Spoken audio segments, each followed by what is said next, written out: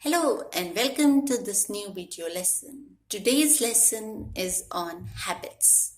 So what is a habit? Habit is a routine behavior that occurs repeatedly and subconsciously. For example, we brush our teeth in the morning. Isn't it a daily routine? Isn't it what we do repeatedly every day? And isn't it what we do subconsciously? So it is a habit. Now, how does a habit get formed? Or what is the process to make a habit? Now, the process begins with a cue or trigger.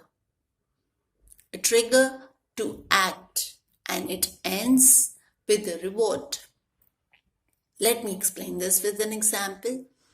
My mother has a habit of having a morning tea. So her cue is waking up.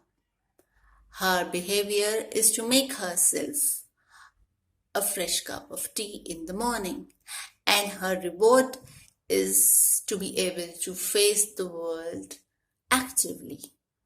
So this is a habit. Now, can we change a habit? We can only replace it with another habit. For example, if my mother wants to change her habit of having a morning tea, then she can change her action, which is rather than having tea in the morning, she can have fresh fruits in the morning. So the cue will not change, the reward will not change. The only thing that can change is the action. Let's take another example. Here I will share my niece's story. Now, my niece had a habit of playing every time she would finish her homework.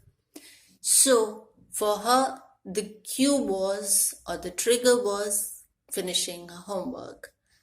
The action was playing, and the reward was the happiness she was getting after playing or while she was playing. Now, my cousin wanted to change that habit. We understand that we cannot change the habit, we can only replace the habit with a new habit. So, what happened was that my cousin wanted my niece to read some books. She wanted my niece to develop her reading habits. Now, how can we change the action? That is the main question. So, what she did was she made the action as easy as possible. How did she do that? She put the reading books or the story books on her study table itself.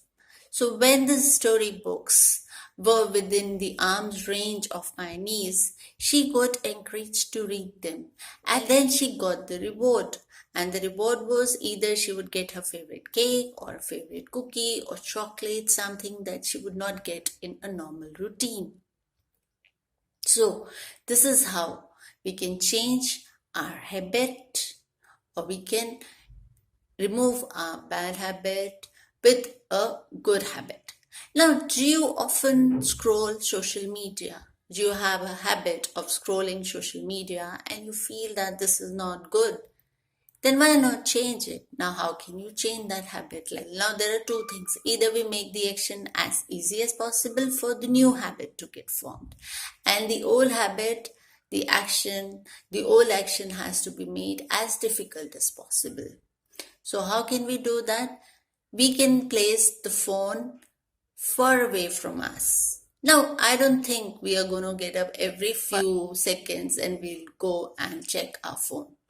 Or somebody told me recently that he changed the password, and the password was so difficult that it took him at least 5 seconds to 10 seconds to put in the password. So he got discouraged to put the password every time. So his scrolling of internet reduced considerably. So we can do these things. So are you wondering what to do next? My suggestion will be to look into your habits. See if the habits are good, or do you want to replace it with some better habits? Now, hope I've been able to inspire you. But before I go, let me share a short story that will inspire you further. Once there was a young boy. He was very naughty. His parents tried all tricks in the book to change the boy, but they could not. So finally, they decided to send the boy in the hostel. But the grandfather thought there could be one last resort, and he consulted a wise man. So the wise man invited this young boy to his home, and he took him around his garden. In the garden there were several bushes. The wise man asked the boy to pluck the flower from one of the bush, and the young boy did it swiftly, and the old man said, "Well done." And they came across the second bush.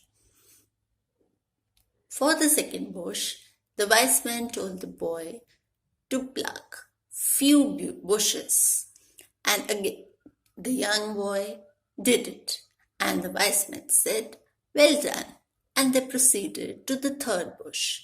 For the third bush, the wise man asked the little boy to pluck maximum power of the bush. The boy tried with all his strength, and after a lot of struggle, he was able to pluck those many bushes. And although he was tired, he seemed delighted. The wise man said, "Well done" again, and they proceeded to the fourth bush. This was a full bush.